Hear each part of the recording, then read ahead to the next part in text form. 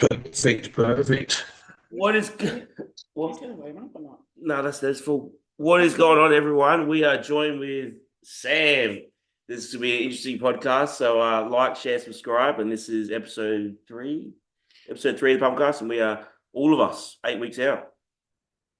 It's 8 weeks from first one down in Adelaide. Yeah. So how come you decided to compete in Adelaide? It's hometown, man. So I moved up to Gold Coast in August 2010. So um, yeah, it was sort of on the radar to compete there until just maybe last year or just sometime maybe through this off season, something just sort of hit me. I went, look, in the next 2 to 3 years, either I'm going to turn pro or I'll give up trying. And there won't be an opportunity to ever sort of jump back in front of mum or some friends that want to see and stuff like that. So fuck it, why not? Got to do it for Why mum. not head back now and just have a crack? Yeah. Your audio is a little bit crackly. Is it? Oh, fuck me. We're gonna test my knowledge of anything here. It could just be the wife. Might be my shitty voice. What's Is everything on track for you? You're all going well? Yeah, it's So are you just doing Adelaide? You're not going to do? No, he's doing another one. yeah, I'll do Adelaide, then Queensland, and then Nationals, and then the Amateur Olympia in Vegas. We got Adelaide 8 weeks, Queensland 9, Nationals 10, and then Olympia 11 and a half. 8, 9, and 10. No, the Nationals would be 11. Nationals will be 11. Sorry, 8, 9, 11, yeah, 12 and a half, yeah. Yeah. So then we're doing the same as you, but after Nationals, we're doing Romania and Japan.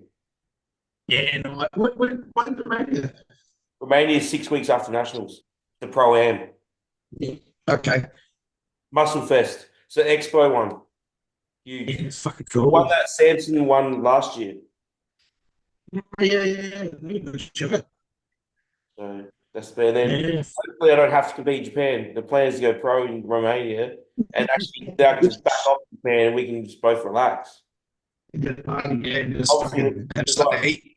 I know Dave's doing it and a few other Australians, so it'd be good to just go watch them and we can already just write it off and chill. Yeah. Yeah, that'd be good. That'd be real good. I remember Kathy Castles What was when she that? won physique. Remember little Kathy when she won physique women's pro card? Yeah, her by one. She she was all booked to go and do the amateur O. Was she? And then she won the pro card here and she's like, I can't go do the amateur O now. You fucking blinked. Tracy. No, Kathy. You said Kathy, didn't you? Kathy. Yeah. One pro against you. She had the Shot one. so she just would have been a holiday for her. Yeah, and he still went over, obviously enjoyed it, but now it's one of those things where you're ever going to get to stand on the Olympia stage. Yeah. Yeah. You know? Yeah, but the But, amateur stage isn't the Olympia stage. No, I know, but it would be good to say at least did one there and You had know a what? crack. You know what? Yeah. You've been- Still a buzz. yeah, but you've been to the Olympics. You know what sucks? How the classic guys, the classic pre-judging is on the small stage. This week, yeah. It's So a when you popular go to charity. the expo, there's a small stage in the expo. And Yeah, right. Yeah. I don't know, 100 people allowed in there in a fenced area. And it's a small stage and it has all the pre-judging of the lower, like classic 212, women's physique. They're all on this little stage. And then it's only the big guys, the open body, where they got on the huge stage for their pre-judging. Yeah, well, there you go. We got Stage. because I've never been to America or Vegas or anything. I've seen Olympia, so it's all new to me. But we got the still passes that get us into everything. So yeah, we'll watch the 212 and the classic, and probably figure in physique. I want to see the fitness girls. Yeah. They're fucking crazy. Yeah, Yeah, when we watched Missy Trust got hurt herself in the finals. Yeah. And everyone was yeah. laying on the ground. She said was it Bob Ciccarello who was standing at the stand? She's like this, shaking her head like, No, I'm done. get up. Yeah. Yeah. I watched it live, and as soon as she hit the ground, you look, and I thought she rolled an ankle. And when she sat down straight away, I'm like, oh, yeah, that looks funky. Like you say, she's a tough bitch, and she was shaking her head. It's like, oh, all She right. would have won as So well. then she blew in here. Fuck. She would have won for sure. Oh, yeah, she's a freak, man. She's a fucking freak. To be Jack as fuck like that, and to pull those moves off and do the shit they do. I reckon one of the best moments in the Olympia that we saw was Sean Corrida's routine. So this slow song, you're blasted away. Then Keon came out, did his routine to a slow song, you blast away again. Then straight away they both come out and Keon wins. That was like all in a row. That was amazing. I'll be interested in the last video Sean Corrida put up last week. It's just unbelievable. That's got that much muscle on him. But Keon has the shape. Absolutely, he wins the shape. But like Sean wasn't far off. He was just losing that midsection, and it's close. It can go either way. Yeah. I think. Yeah, I'm keen to see it again. That's for sure. Same as Hardy and Derek, man. I'm keen to see that shit again. Like that's. So have you actually got tickets for the Friday and the Saturday night? Yeah, we got these silver VIP passes. Sick. So yeah, they get us into everything but just silver seating. Yeah, So one level. yeah. No, the Vegas one's not. Sorry, no, they were in Vegas this year. Yes. The Orlando one was a flat floor, whereas the Vegas And I think because we're still, I think we're on the flat floor just behind gold. Like platinum maybe then gold. You're going to be blown away. Oh yeah, I'm gonna be fucking. Yeah, you'll cry. 100%. You'll cry. You'll cry. Hopefully Tracy does good as well. I'm hoping Tracy cracks top 10. Yeah.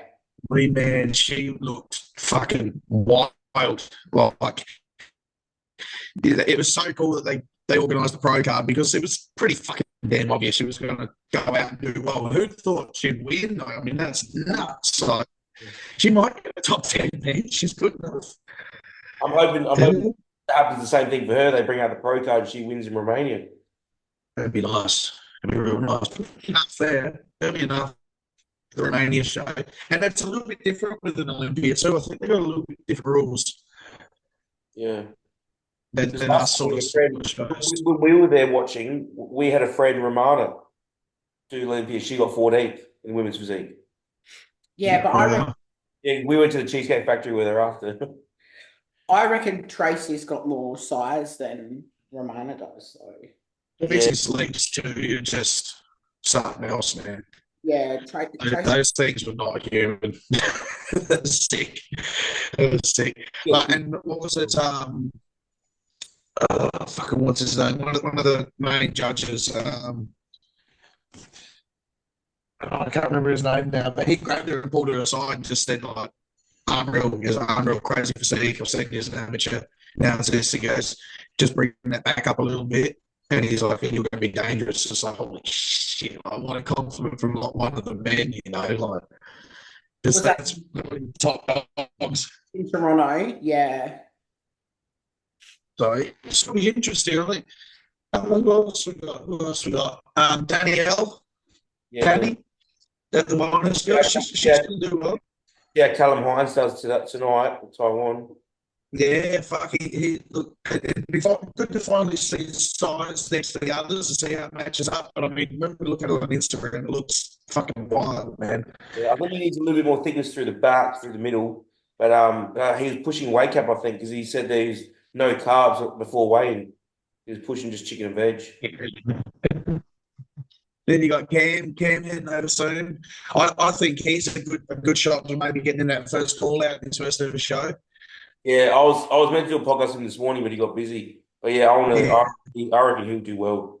Yeah, I think he's going to do very well. I mean, again, we finally get to see how the size matches up, but shape and conditioning and all that sort of stuff. He's going to open some eyes for sure.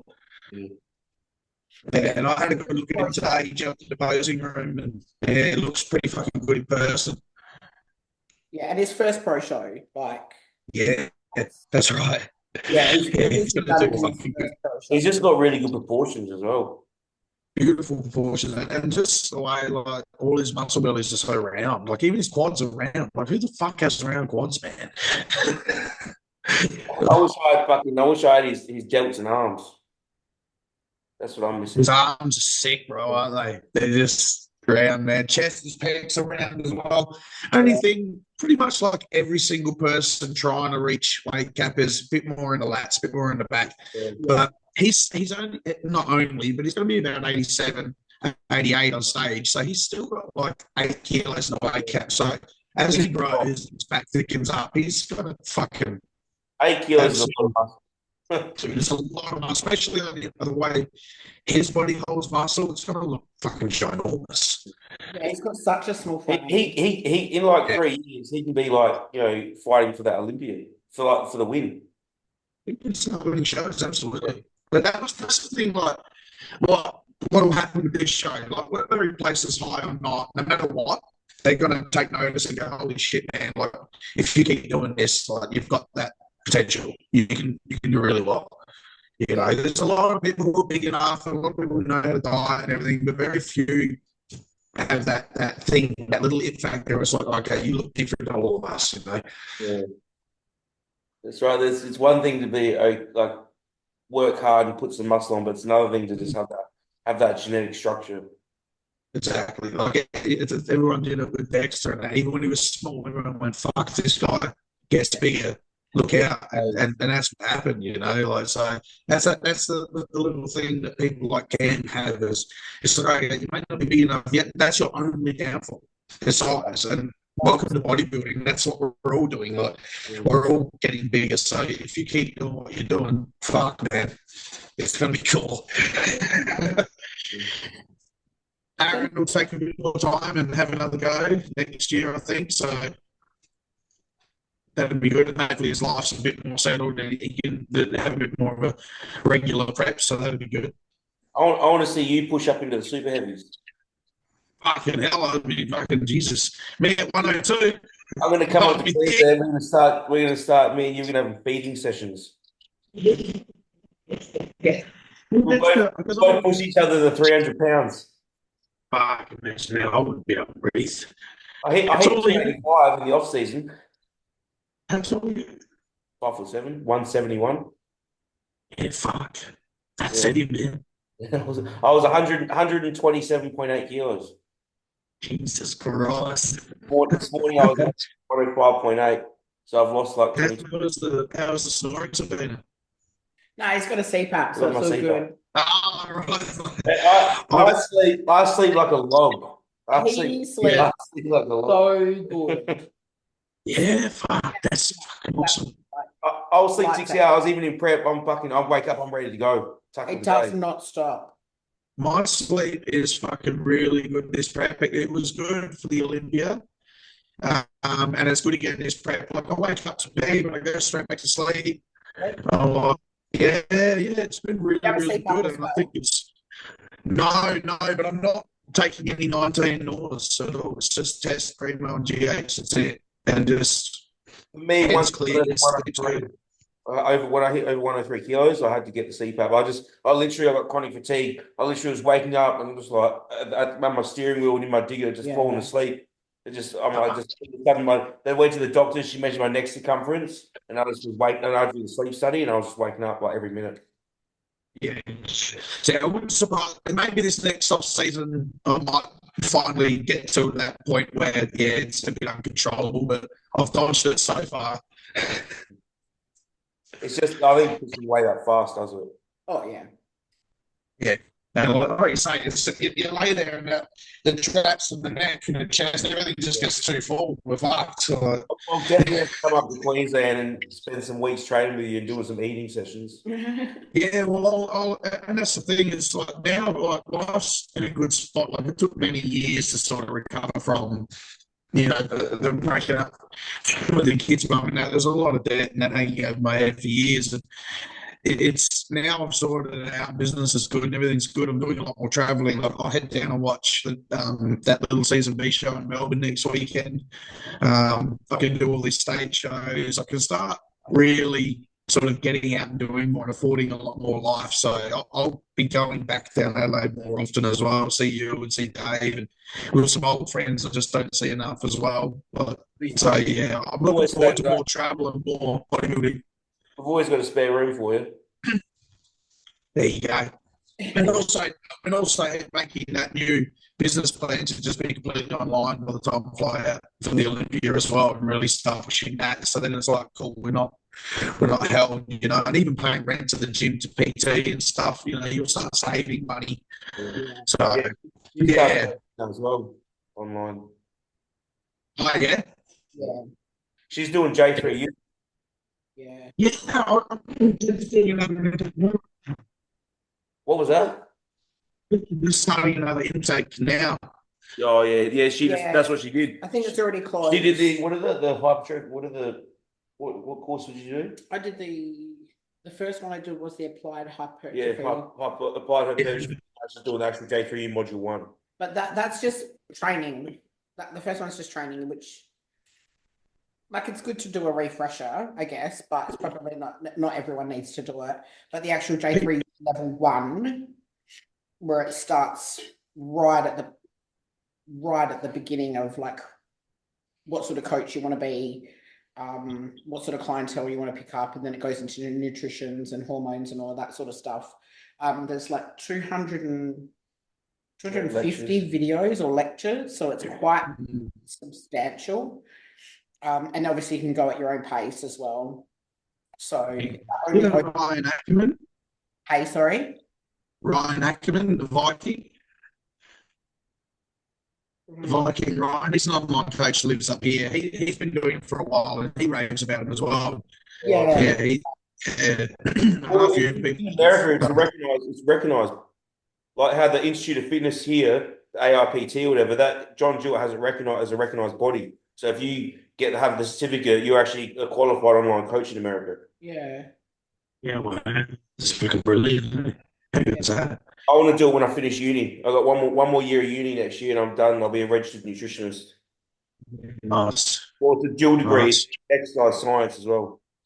Yeah, fuck it. That's brilliant. And that's the thing is, like, we're all looking at ways to invest and learn more. Yeah. And fucking sort of go, well, all right, like, we're starting to get some pretty good athletes around Australia. Yes, it would be nice if we've got a handful of coaches who are at the top. It's like, and there's a whole bunch of us sort of floating around going, well, all right, if we can just sort of learn a little bit more and then get a bit more hands-on practice with more competitors and stuff, it's going to be a good little field of coaches down here as well. So, yeah, I'm liking the bodybuilding scene in Australia. It's thriving along the last few years. Oh, it's definitely growing. Oh, yeah. It's definitely growing. Yeah. And quality, the lineups now, like, you know, you used to have someone run away with it and maybe a second place was all right. Now sort of fourth and fifth and good physiques as well. Now you're like, okay, this is getting better and better. Like, and this season will be nuts for super heavies as well. Yeah. We're going to have like 8 super heavies, I think, in Nationals this time. It's going to be a lot of big and good too. They're not just big, but they're actually fucking good. 30 season B. What do you mean? Super heavies? Yeah, it's like 8. Season B. Oh, B, I don't know. Do you know anyone doing season B? No, one person, that's Tash, don't figure. And she's got a Tash Fenton, you know, Alex. Yeah. Yeah. So she's going to do this little season B because then she's going to go overseas with him and they're going to compete. They're going to do his circuit, she'll do the amateur shows alongside him. So that's pretty fucking cool they're doing that. So she's just on season B just to basically get the ticket, you know, get the qualification. Yeah. So I don't think it matters. She's going to be hard to beat. She's a dense motherfucker, man. She's a lot of real clean muscle on her. It looks good. So yeah, she's going to do well. So. The only purpose of season B is for those who want to go overseas. Yeah. It was also like, actually see every season, like 50% of the competition, 50% of the competition every season's first timers. They're not doing the pro card anyway. You know, so it's the perfect season for them. In 2 or 3 years, they'll have a mid-year nationals, though. We'll see. I mean, it was a weird thing. It was like, hey, let's do this mid-year season. There's no pro card on offer, but And that's what I was telling you. And I said, this is a perfect opportunity for the first time. Just go out, cut your teeth, have a crack, see if you even like it, before you start talking about pro cards. And they're all running, it's not even pro card. I'm like, so you're going to win it anyway. Like, you can't beat me, you can't beat the guys who got fourth, and we can't win the pro card. Like, it's just relax, go in, enjoy it, see if you do well, and then if you do, then the season A and C are there, where there's a lot of fucking good physiques there now. You can't just waltz in and start beating people. So we got 8 minutes left. Did you have any good questions sent to you? There's 2 good ones, so and probably just. Let's cover them. Cover them quickly for the people. We have to go again. If you want, you come on again next week so we can talk more. Because we got Savannah here, there's a good one about women's bodybuilding, so I think that'd be perfect. Where was it? Thoughts on female competitors doing back-to-back shows, pros and cons. Nice one here for women. Because hormones. Women. It's a lot. It affects women a lot more than men. Women have to pushing games and stuff. Yeah. Well, look. Even her doing Toronto when we did nationals, after we thought she was going to win, and we went to do Toronto. Your body just went back. He just went backwards. She started getting softer. Like, she just would not respond. So I think that women can't prolong diet like men. They can't push it. Well, my advice would be for anyone, man or woman, is if you are considering doing multiple seasons, backing them up, you make sure you're healthy. But like you say, our bodies are much more robust. The likelihood that we're going to be able to recover for 6 or 8 weeks and go again is much higher than a female's body recovering for 6 or 8 weeks and going again. It's just seen mentally as well. The mental breakdown, they start turning into like men on trend. Everything's a bit frantic, and it's like, oh shit, you don't even have anabolic like trend in place, but you're acting like what we like. I think you'd have to really be ready early as well to make sure before the first show, in between shows, you get time to feed up again. Yeah. Feed up. And then the other thing is too, lose attachment to words like prep. Everything doesn't have to be so psychotic and fucking chaotic. It's just find a great base level of food, of all your favourite foods that you feel like eating, and just stay on a good diet. Yeah. Just keep doing 10,000 steps a day, just as good for you to go for a walk for half an hour in the morning, and just, I think people try and hold off to the last minute, and then it's 16 weeks out, full of fat, go fucking all in. And then wonder why they're killing themselves. It's like, because how about from 30 weeks out, just don't be so crazy. Just set a couple of 100 calories deficit and just chill, just cruise on in, just on a long slow. My coach at the moment, he pulled me and I'm pushing to the point that he wants me obviously ready 4 to 5 weeks out, which I'm not far off now. And then he wants to push food back in. Yes. Yeah. But again, you can have a hell of a lot more muscle than, say, the people who are most likely back seasons up are most likely those bikini girls. Yeah. They don't have the muscle, they don't have the anabolics, they don't also, a large majority of them, you get the girls at the top, they're pretty switched on. A lot of them are doing it just because, and they don't stay, they're not right, even though they're little muscle, they're still, for a woman, ridiculously lean. There's still a lot of work that goes in, and to blow out afterwards and then try and just smash it back in and all this sort of stuff it's a wild ride, So to answer that question of the women competing multiple shows is make sure you've got a coach that knows what they're doing, has done multiple shows with women before, and you've had some kind of prolonged period of being lean in the past. Yeah. Otherwise, it's going to be like going for shooting in the wind. The point you said is actually on the money, man, because a lot of them ask for blood work, but that's because it looks good to ask for blood work. Yeah. They don't know what they're eating. Yeah. They're asking for all these things. Make sure you get urology reports and everything. It's like, do you know how to read them? Or are you just asking for them because it sounds good. You know? It's standard. It's You- the right thing to do. You know what I hate? I Yeah. ask clients, I'm like, oh, do you have blood work? They're like, yeah. And then they're like, oh, I did it all. I'm like, well, where is it? They're like, oh, the doctor said it was okay. I'm like, I want to look at it. I don't care what the doctor said. Let me look. Might just have a look at it. You know, yeah. So I mean, that's the big one. Is having a coach that really understands female fucking hormones and female bodies, because that's a wild ride to, let's say, take 6 weeks off and go back in again. That's a whole other conversation is if they want it, if they've had kids or not, because fertility is a huge issue for women. Huge. Yeah, exactly. And again, with eating division, they're very young. Yeah. What was the other question 19, you had? 20, 21. They're flogging themselves. What was the other question you had? The other good one? It was good. Do you manage prep clients while also prepping? Do you find your time for your prep limited due to other clients needing you? And I've got two sort of responses. First one is, like, I like it. I'd love to prep with a partner, because all I do is just worry about them. Because I don't need to worry about anything. Like, this prep taking up my time, nothing changes about my off season and in season except for the food amount. I go for a walk every morning all year round. I train the same every week all year round. I fucking, like, the only thing is the food, the meals get smaller. And then I know now, like you guys, we've done so many shows, there's no urgency in this. We just check in, we have a chat, and you'll be like, hey, bro, I might drop the carbs down to 200 rice from 300. Oh, fuck, I just meal prepped the next 5 days. Yeah. I sweet, don't worry about it. Finish those 5 days, and we'll start the new plan after that. We'll be like, all right, cool. But these people, they're like, oh, but I just prepped 5 days of food. It's like, it's all good, don't worry about it. So it's fine. It's not, this isn't an adrenaline sport. Just relax. So because I know that, I just thought it was eat my food, lift my weights, and go for a walk. Like, that's it.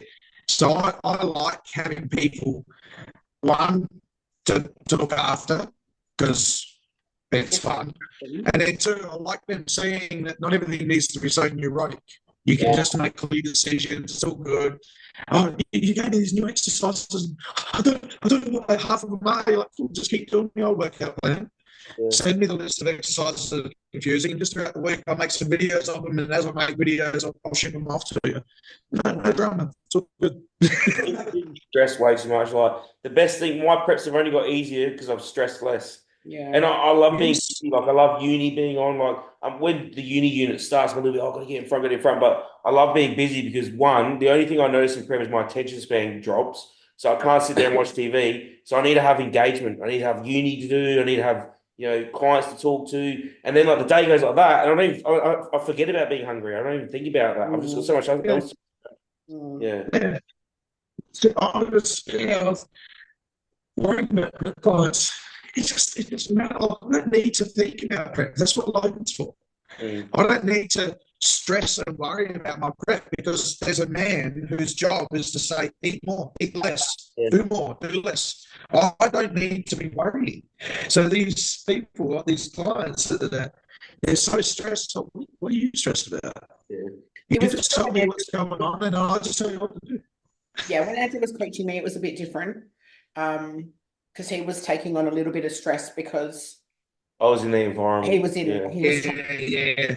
the best in me, and at the same time he was prepping and be a partner, and be in a relationship. That was, not going to lie, that was quite challenging for both of us at that point when he was coaching me, and that's when